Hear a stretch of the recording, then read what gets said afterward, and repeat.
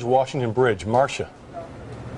Well, you know, Todd, it's really an amazing thing. Most of New York City's rescue operations and their police and fire departments have been concentrating their actions down in lower Manhattan, where the two planes hit the two towers of the World Trade Center. But some very intelligent and aggressive cops also stopped another terrorist attack from happening on the George Washington Bridge. CBS 2 has learned exclusively that two men are in custody tonight after being arrested at the George Washington Bridge with an entire truckload of explosives. Now, I'm told that those explosives could have been enough to blow up the entire span and all the cars and the people that were on it. But nevertheless, they were arrested. I'm told they were arrested somehow near the Meadowlands, but the explosives were destined for underneath the George Washington Bridge. Again, a tragedy has been averted. The George Washington Bridge still stands because of some aggressive police work on the part of New York City and Port Authority police officers.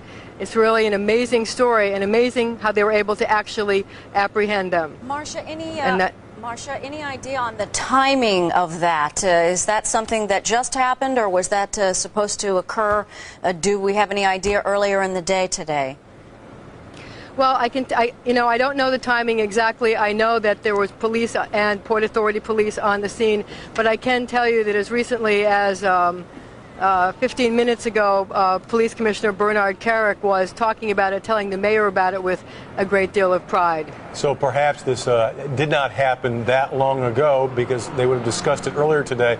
I know this information has just come to you.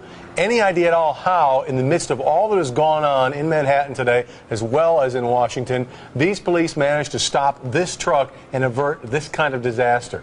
Any tips that they gave you?